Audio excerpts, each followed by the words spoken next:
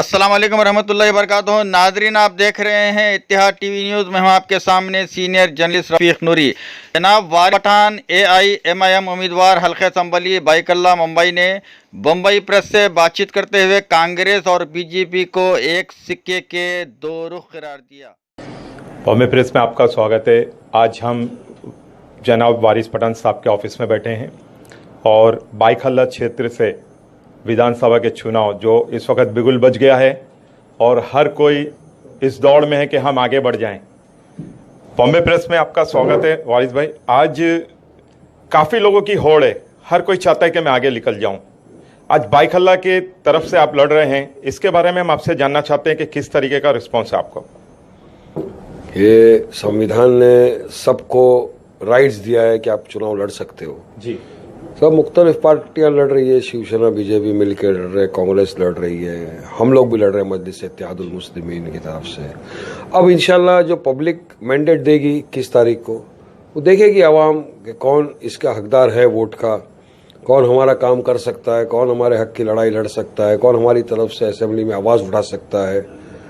तो ये सब चीज़ें मद्देनज़र रखते हुए और प्रेजेंट जो देश के और राज्य के सिटी के हालात है, इनको देखते हुए आवाम अपना फैसला सुनाएगी। पिछले इलेक्शन में 5 साल और इस इलेक्शन में 2019 में क्या फ़र्क है?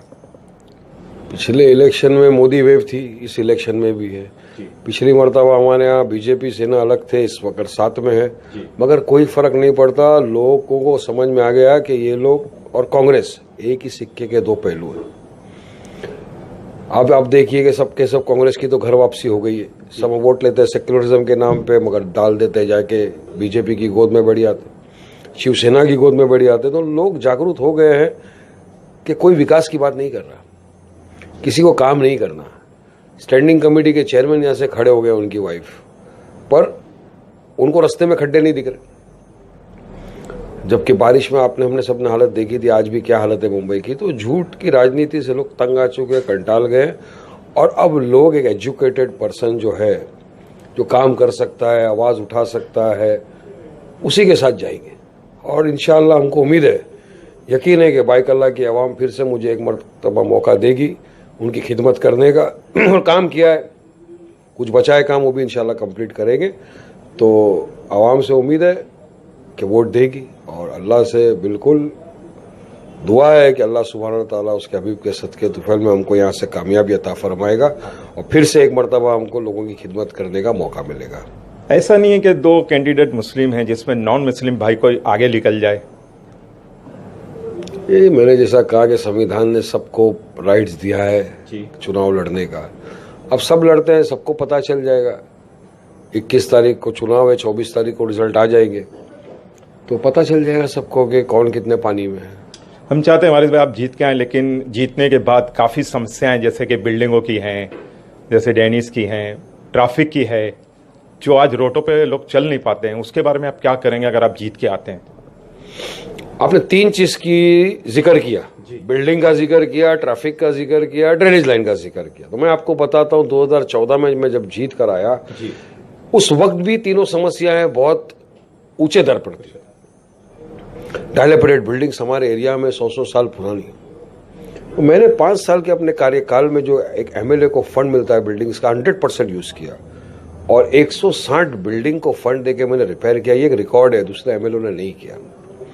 पार्किंग के इशू की आपने बात किया, तो पूरी मुंबई में सबसे बड़ी पार्किंग का जो लॉट है 1400 गाड़ी का, वो राहेजा से हमने लिया। लड़ झगड़ के असेंबली में बोले, DPDC मीटिंग में हमने बात की, CM साहब से मुलाकात की, धमकियां मिली, थ्रेट मिले, फिर भी रुके नहीं। और लड़ झगड़ कर हमने आखिरकार राहेजा से 1400 गाड़ी की पार्किंग बाइकल्ला की आवाम के लिए ली। एक बड़ा काम है। ड्रेनेज का आपने नाम लिया, पाइप पानी का नाम लिया आपने, तो उसमें भी मैं आपको बताऊं, मोदी कंपाउंड में 80 साल से, दारू खाना में 80 साल से पाइपलाइन नहीं थी, पानी घर में नहीं आता था, वाटर माफिया चलता था। 5 रुपया लेके आते थे आदमी और टैंकर से पानी लाते थे। 350 मीटर पाइपलाइन दारू खाना में मैंने डाला है। मोदी कंपाउंड में पूरे घरों में आज पानी आ गया, पाइपलाइन डाली है। तो ये जो कॉरपोरेटर्स का काम था, गटर, पाइपलाइन, सीवरेज, आपकी दुआ से वो भी मैंने किया है। ये आवाम के बीच में आवाम इस बात की गवाही देगी काम है, ये काम किया है। हाँ बिल्कुल, आवाम को उम्मीदें बहुत होती है कि हमारे सारे काम हो जाए, पर कुछ काम ऐसे होते हैं जो नहीं कर सकते, कुछ काम पेंडिंग है। तो इंशाल्लाह इस मरतबा मौका मिलेगा तो पेंडिंग काम जो है उसको भी कंप्लीट करेंगे। आवाम सिर्फ एमआईएम को क्यों वोट दे? क्योंकि our work is our identity. MIM अपने आप को सेक्युलर पार्टी बताती नहीं है, हम हैं भी सेक्युलर। आज हमने 50 सीटें जो महाराष्ट्र में दी है उसमें आप देखिए हमारे 10 तो नॉन मुस्लिम लोग हैं, और कांग्रेस जो सेक्युलरिज्म के नाम पे वोट लिए, आज अब क्या हालत है उनके। बाइकुल्ला के कॉर्पोरेटर सेक्युलरिज्म के नाम पर वोट लेकर शिवसेना में चले गए। उनके जो लीडर है मोदी की तारीफ कर रहे हैं, और यकीन मानिए मुझे लग रहा है दिवाली के बाद उनकी भी घर वापसी हो जाएगी, वो भी जाएंगे बीजेपी में। जी आज बाइखल्ला की आवाम एमआईएम के बारे में और वारिस पठान साहब के बारे में क्या सोचती है? क्योंकि पिछले 5 साल भी उन्होंने आपको ही वोट दिए और आपके साथ ही रहे, अब की बार क्या उनका इरादा है? बाइकल्ला की आवाम का मैं तहे दिल से बहुत बहुत शुक्रिया अदा करता हूं कि उन्होंने मुझे 2014 के चुनाव में दुआओं से नवाजा, जिताया, असेंबली में भेजा, मुझे अपनी खिदमत करने का मौका दिया। इस बार भी आवाम की दुआएं मेरे साथ है अल्हम्दुलिल्लाह, और मुझे यकीन है कि मैं उनका भाई हूँ, उनका बेटा हूँ, उनका बच्चा हूँ, और मुझे इस मरतबा भी दुआओं से नवाजेंगे, और एक मरतबा फिर मुझे ऐवान असेंबली में भेजकर अपनी खिदमत करने का मौका देंगे मुझे। वारिस पठान साहब का कहना है, एक बार मुझे फिर मौका दे के देखिए कि मैं इस बात पे खरा उतरता हूं कि नहीं उतरता हूं। बॉम्बे प्रेस से बात करने के लिए बहुत बहुत शुक्रिया। बहुत बहुत शुक्रिया आपका बॉम्बे प्रेस का।